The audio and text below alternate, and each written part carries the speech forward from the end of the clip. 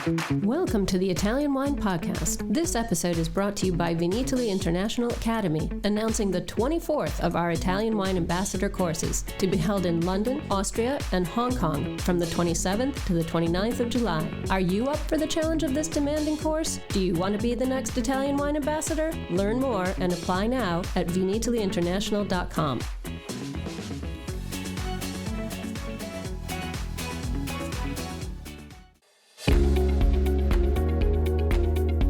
Italian Wine Podcast, a Wine2Wine Business Forum 2021 media partner, is proud to present a series of sessions highlighting the key themes and ideas from the two-day event held on October the 18th and 19th, 2021. This hybrid edition of the Business Forum was jam-packed with the most informed speakers discussing some of the hottest topics in the wine industry today. For more information, please visit wine2wine.net and tune in every Thursday at 2 p.m. Central European Time for more episodes recorded during this latest edition of Wine2Wine Business Forum.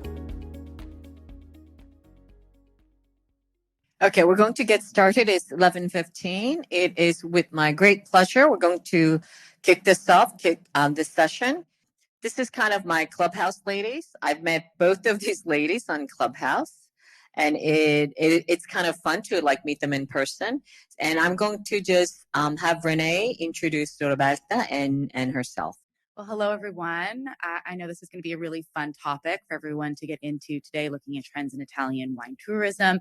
And Roberta Garibaldi has done a lot, everyone. This woman has written the report on gastronomic tourism in Italy. She's also the president of the Association of Gastronomic Tourism in Italy. She advises the Italian Minister of Tourism, Massimo Garavaglia. And she is also on the board of directors for the Food Travel Association and the board of directors for the Advisors of World Gastronomic Institute. Honestly, the list goes on. This woman knows pretty much what you need to know about tourism and looking at it from Italy, but also from a world perspective. So I'm so happy to introduce Roberta Garibaldi. Thank you very much. It's really a pleasure to be here. Thank you for the invitation. And then I will present you some data today and some trends.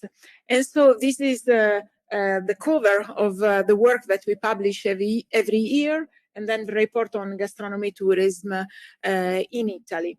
And we use the same methodology every year. And so we see year after year the growing of the interest of the tourists related to gastronomy and wine as motivation to travel.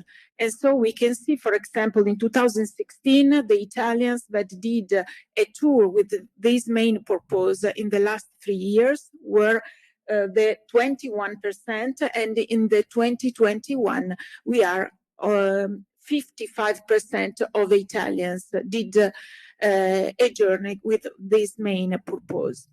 And this brings Italy at the level of the most important international countries, because if we see the data that we collect as World Food Travel Association every 4 years, we see that in the north of America and Europe, we are around 45% of the tourists that did a journey with this main purpose in the last 2 years.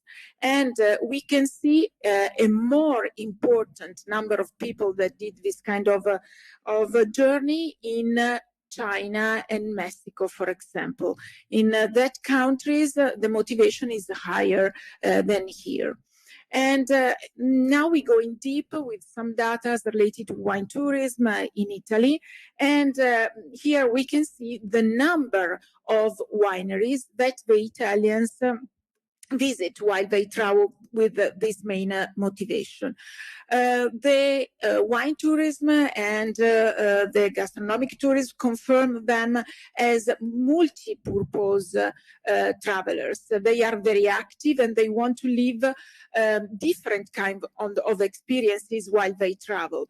And so if they choose to do a tour, a journey with this main purpose, they usually visit 64% one or two wineries, and for the 26%, from 3 to 5 wineries.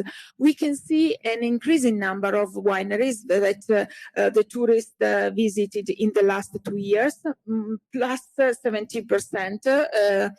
And this is a signal that now the tourists want to go more in deep in the knowledge of the sector. And then it's a very interesting number. If we analyze the number of wine tourists in the world of food and beverage tourism, we can see a decrease of the number of the wine tourists. But that is because the people want now to live different kind of experience. They want to go to different kind of producers, from cheese to vegetables producers. They want to go to festival. They want to go to see the production of pasta or to chocolate or so on.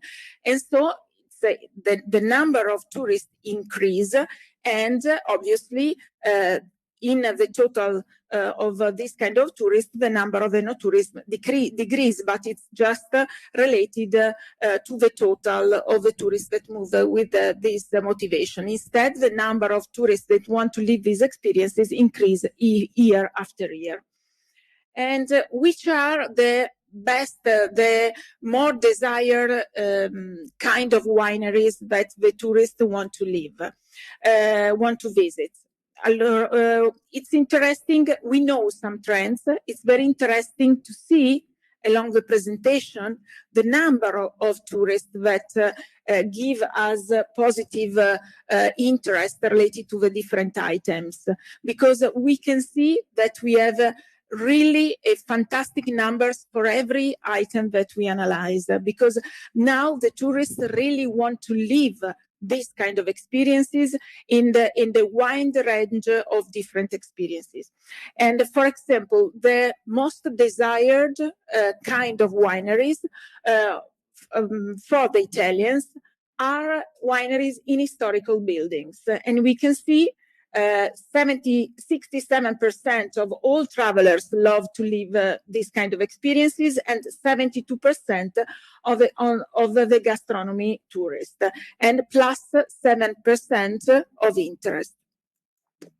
And here we have some examples of these kind of wineries that we have in Italy. We have historical buildings that are wineries quite in all our country. The second most desired kind of wineries are family wineries. And so you can see the numbers, and there is an interest of live like a local, to meet the people. And so the tourists love to find a friendly situation. And so they love to visit family wineries.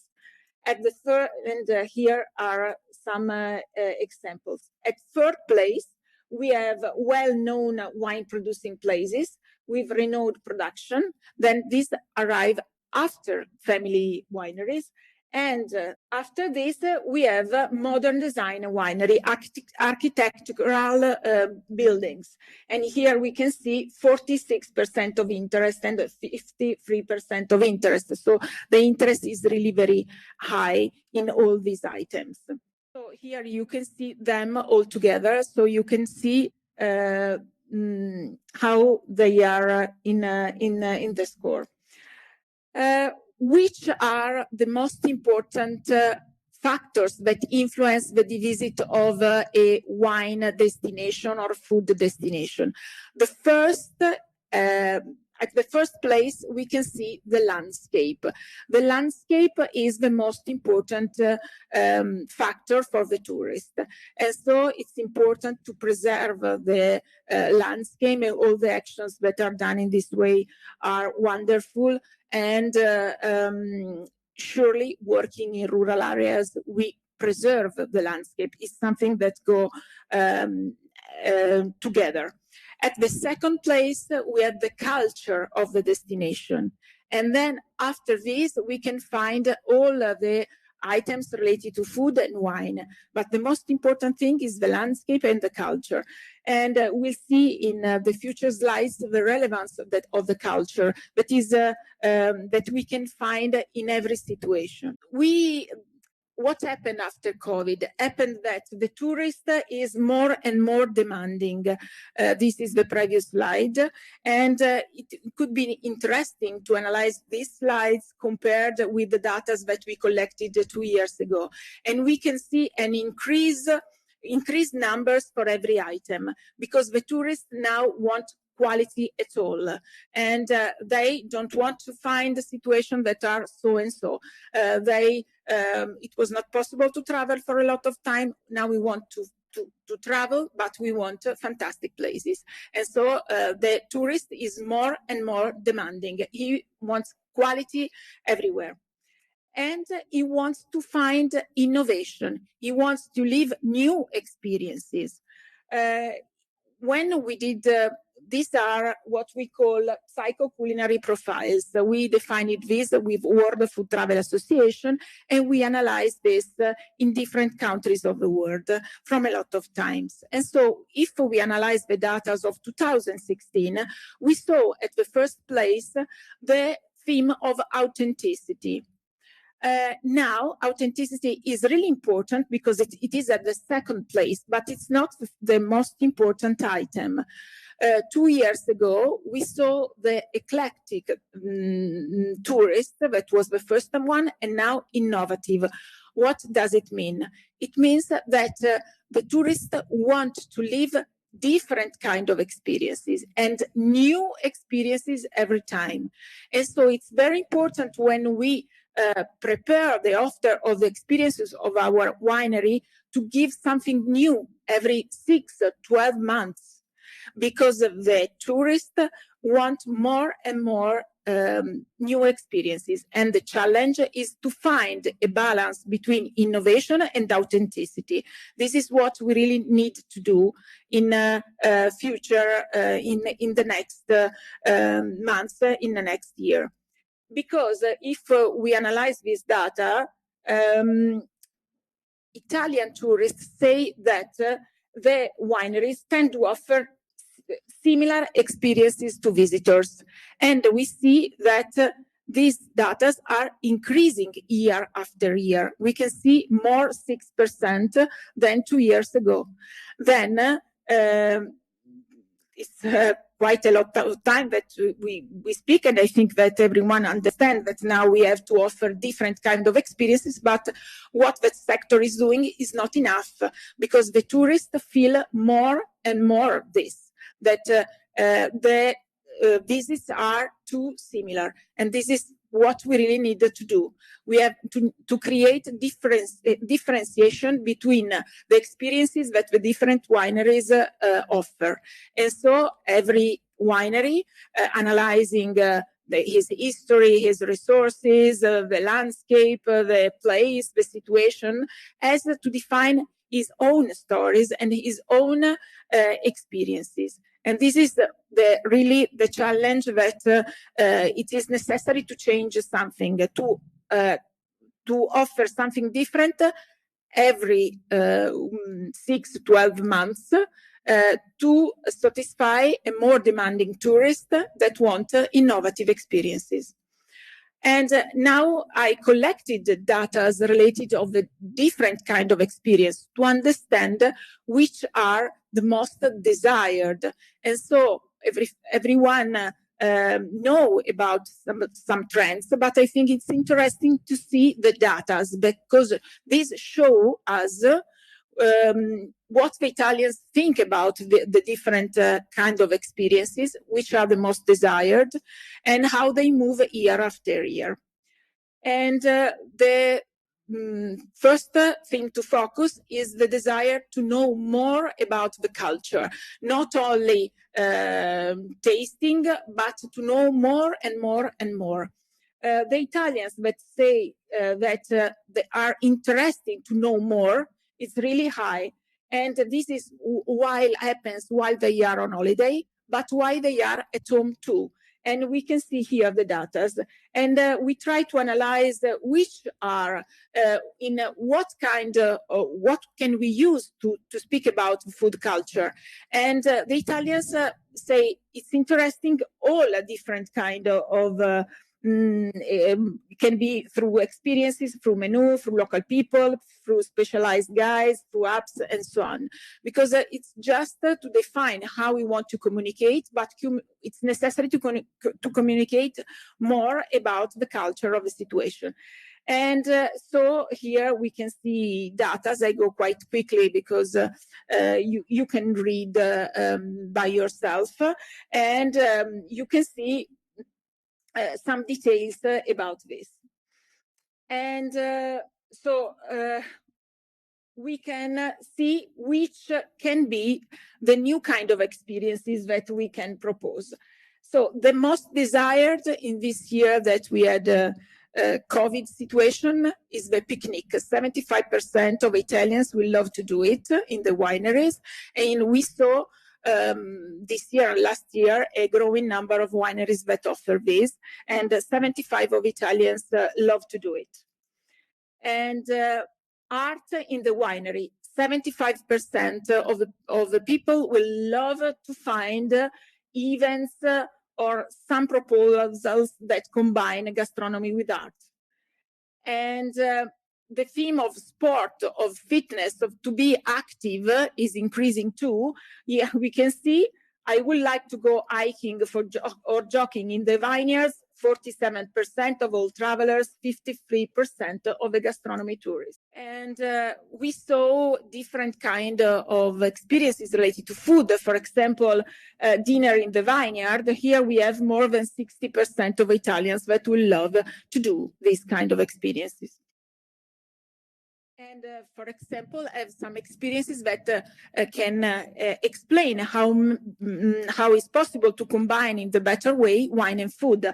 And we have around 60% of Italians that will love to do it. Visit with multisensory experiences. Here you can see data's 50-60% of Italians that will love to do it. Really a huge number. So there is a lot of attention to all these kind of experiences.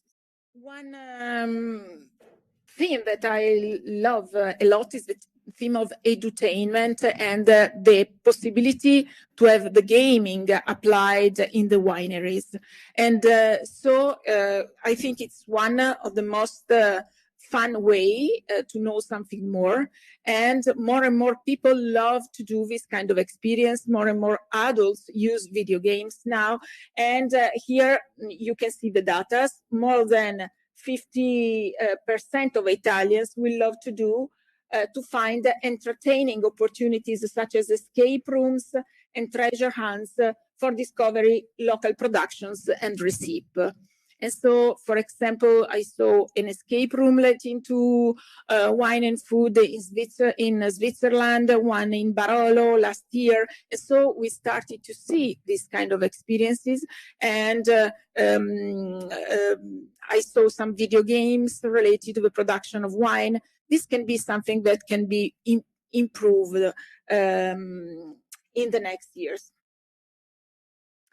Which kind of new services, new places that we can offer to the tourist? We saw in the last years new wine hotels growing, and new hotels related to beer and food around the world. This is something that the Italian travelers desire. It's an experience that they desire to live. In fact, we can see that only 32% of the people did this experience, but 56% will love to, because the innovation, the desire of innovation that we saw before will touch the accommodation too. For example, they love to do glamping.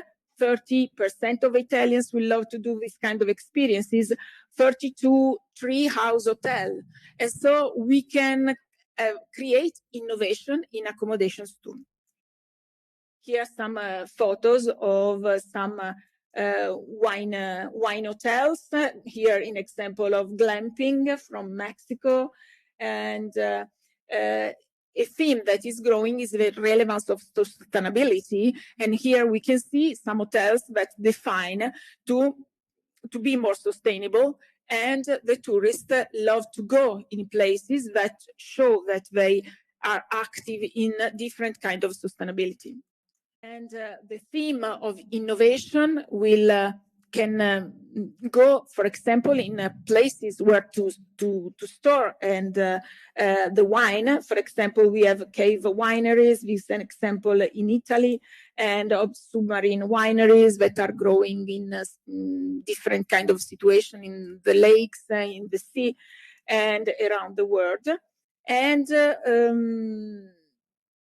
the new relation with gastronomy and wine and wineries is interesting too.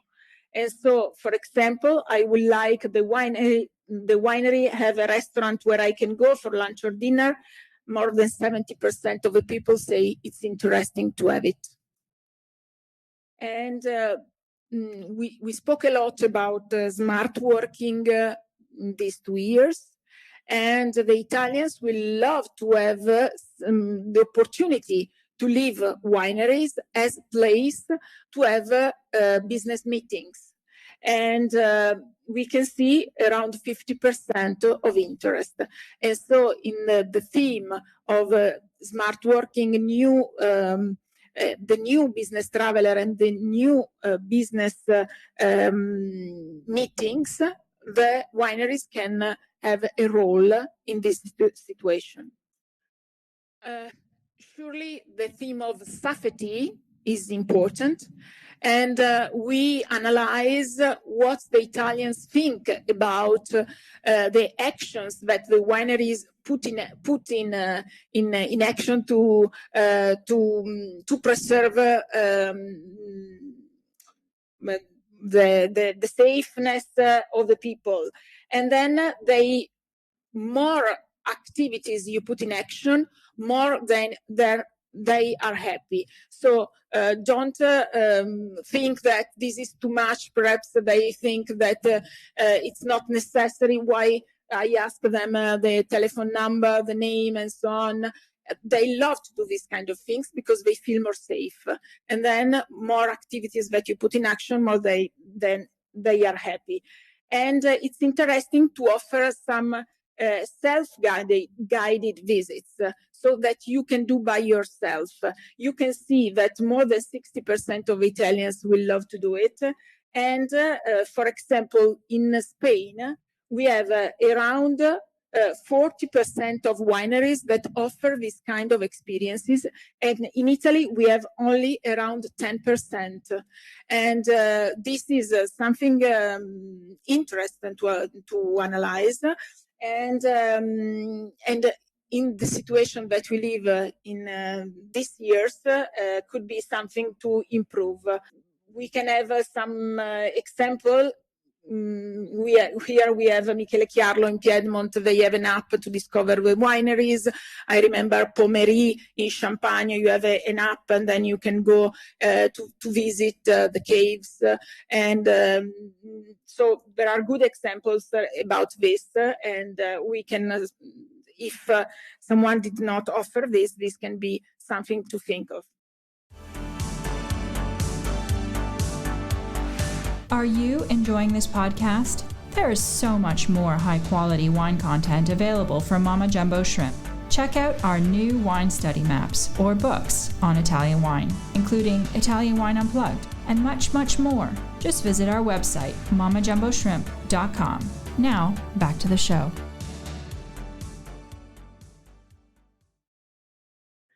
And one thing is the theme of Food and Wine Hub.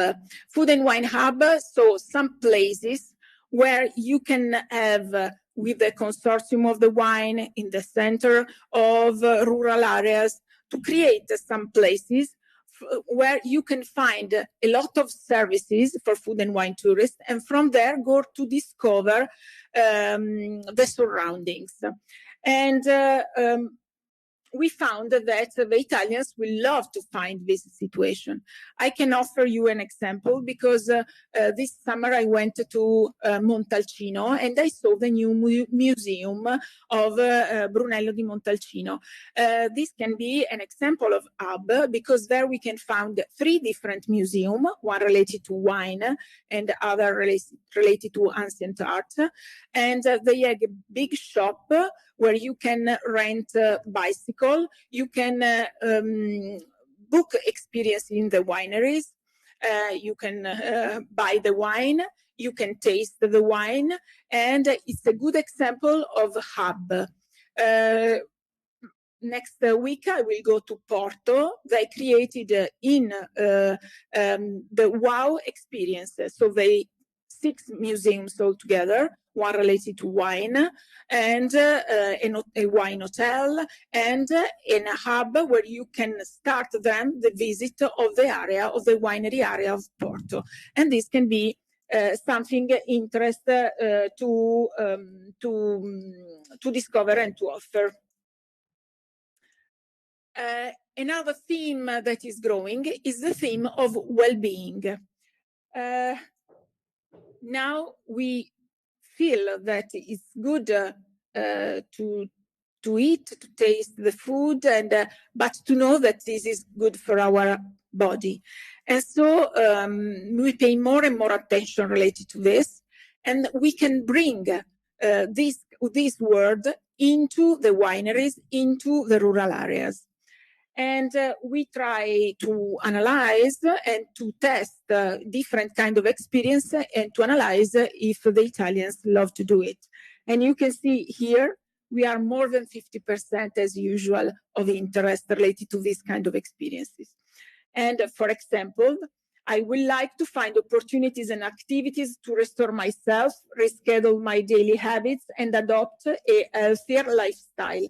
I would love to find this in wineries, yes, around 60%. And so we can find to this theme and try to analyze how it's possible to develop, because we can offer some spa in the wineries, we can offer some activities related to gym, yoga, trekking, and so on. And then it's possible to offer different kind of activities related to wellness. And surely we can more and more create activities that are linked with the participation of the tourist. And in Italy, we had a problem with our laws, and then it was not so possible to do tourist harvest in the past. Now this is something that is changed, so are growing a lot the number of activities related to this. We know that there is an interest relating to bike, but it's always important to see the data. So we can see double of people that will love to do this kind of experiences. So in 2019, we had 19% of people that will love to do a tour in the wineries with a bike. Now in 2021, after 2 years, we have 39% of Italians that will love to do this kind of experiences. And so it's really an important trend. And then it's very good, all the destinations that defined to offer this kind of experiences. And so you can create I present you an example of what happened in the United States. I think it's nice because it's not only the possibility to rent the bike, but they created farm to bike, farm to fork with bike. And so they speak about all of the tour is created related to wellness. And in every stop, they will explain you the benefit of the food, some information for your wellness, and you move with the bike, and so you can you can benefit with the mind and the body too. sustainability and then electric cars and are something that is really interesting in the rural areas, and optimize the logistic transportation of the wine to avoid to create a problem with the traffic in the problem of over tourism in the new world of sustainability in rural areas. This is an example of transportation related to train. And I don't know, okay. The big theme is the theme related to sustainability. I wanted to check how many minutes I have to do this, to go in deeper relating to the theme of sustainability. Then 5 minutes. Okay, so perhaps I don't show the slides because I will go more in deep if I do in this way, but I just give you some information about the trends that emerge from our data. Surely, sustainability is a theme we speak about this in the last years. We saw that the gastronomy and wine tourist is more sustainable than the general tourist. The gap is less high now because quite all the travelers think that sustainability is very important, but we have it. And for the food and wine tourism is something that is really necessary, and it's important for the wine and food tourists to have sustainability in related so the social sustainability too. So it's important to do something for the community. It's important to do something to be ethical. This is we have an increasing interest related to this, and so in Italy, it's for example, if we can see that a lot of the wineries are very active on sustainability. We have these data because we are leader in Europe related to sustainability, but related to the sustainability in production. Then it's very important to focus sustainability for the tourist services too. And then to analyze all the process and give sustainability in all the steps of the offer to the tourists, from the transportation to the dresses of a guide and to, for example, what we say to the tourist. Is very important, the theme of communication. We can see now in Skyscanner or in Booking that they give us information related to the actions that the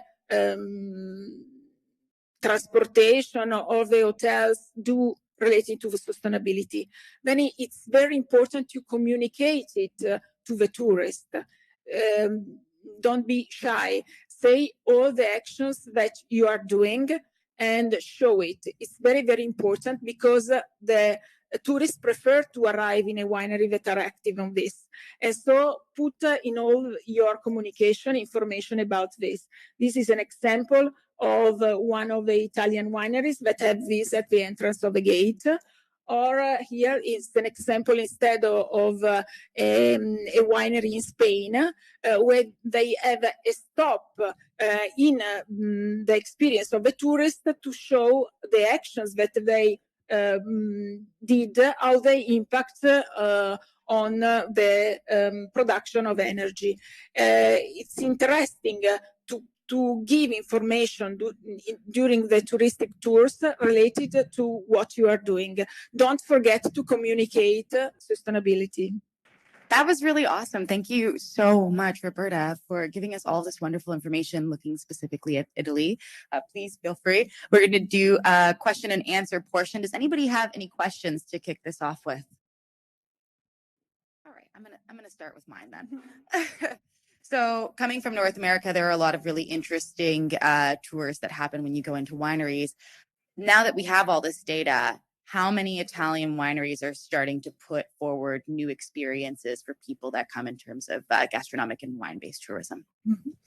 We saw an increasing number of experiences that grow in the last 2 years because Italians are very creative, and then we have to find new ways to discover wineries in COVID time. And I think in a bad situation, something new happened, and something that we develop more and more in the future years, because we saw an increasing number of different experiences. I spoke about a picnic, I spoke about the dinner in the vineyard. All these kind of activities develop a lot in the last 2 years because it was necessary to live more the outdoor experiences. And this is something that people love to do this. And so this can be something that will go on, and we can develop. We can go on with these activities and develop something more. So the creativity that we show in these 2 years, we don't have to forget it. We don't have to go back, but we have to go to give more and more new ideas and going ahead with this, I think. That's awesome. Thank you so much. We have a question over there. I know that the Italian wine industry was hit financially very badly during the COVID period. Is the government providing any sort of funding to help vineyards do all of this new development? Is there money available for vineyards that want to actively expand and grow? Mm-hmm.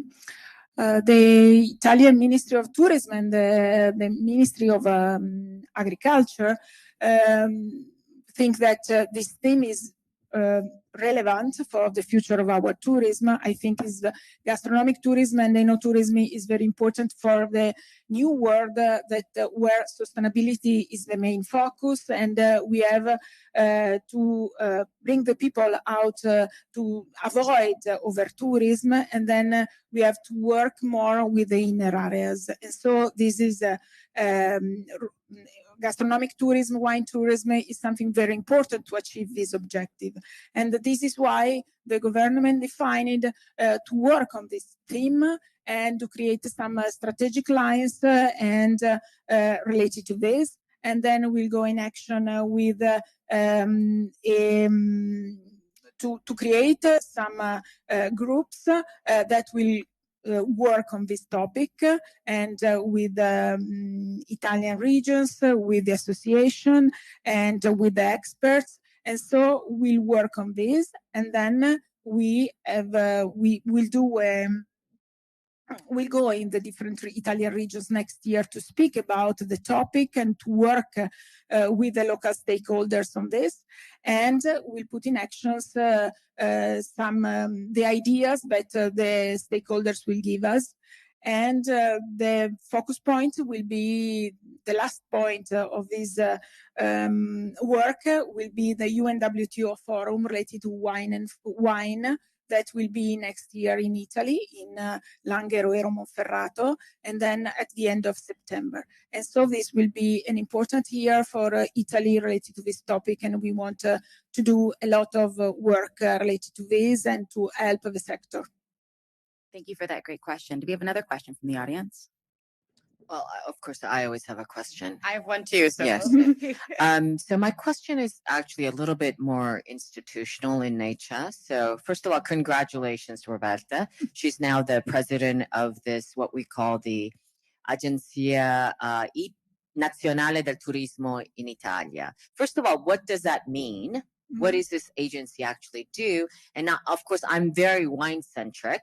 So how does it help the wine industry, and how do you work with the wine industry in particular? Mm-hmm.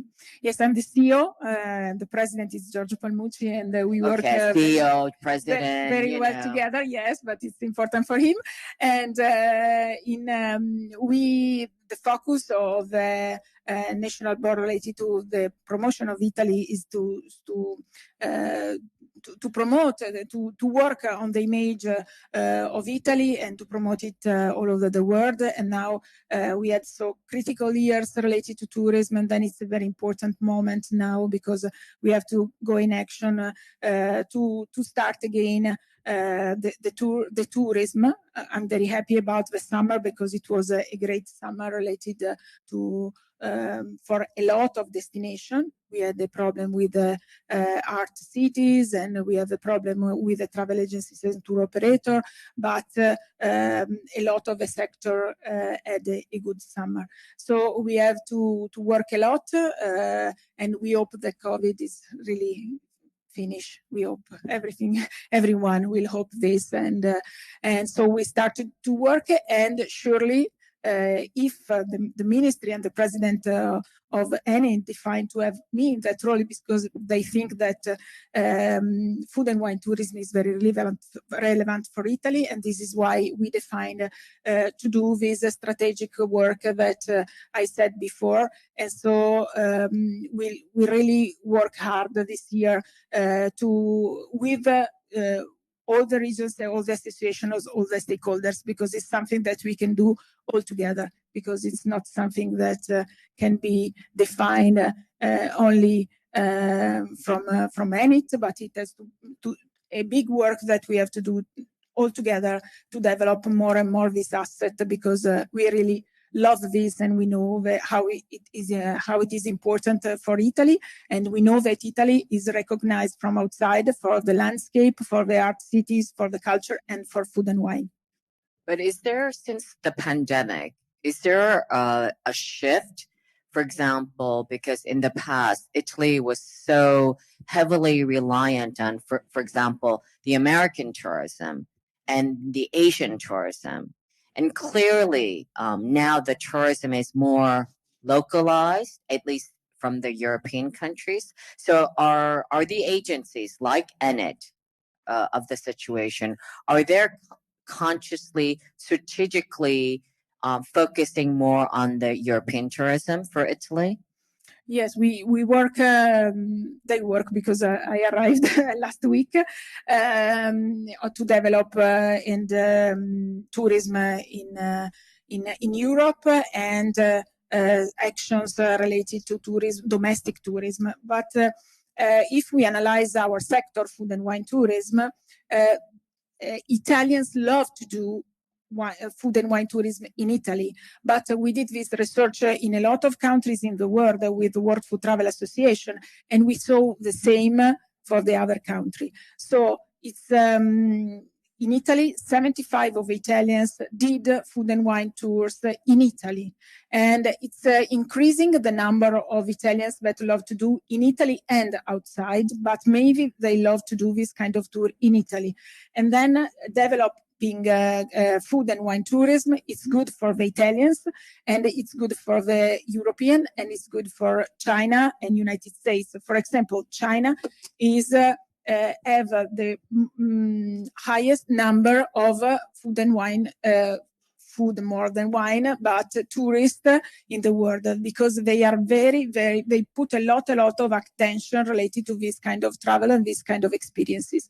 And then it's an interesting theme for domestic, European, and international. And then we have to create different experience, because we have to analyze and define the difference between the tourist, but it's if we develop interesting experience, we will have a lot of stage to show and to present our best practice.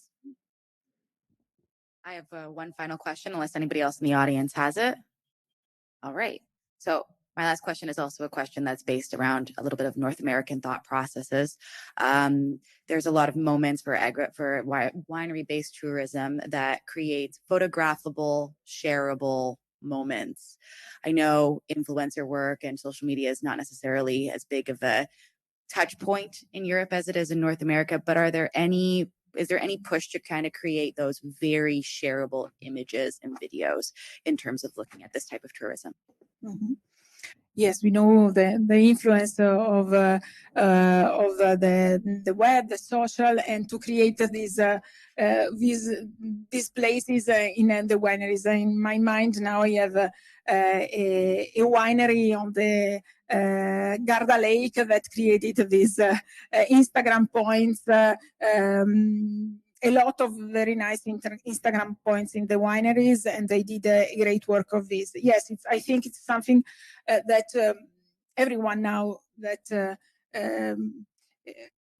wineries and more of the food producers have to work to create the possibility for the tourists to visit the wineries and the food production sites safely and don't create problems with the people who work there.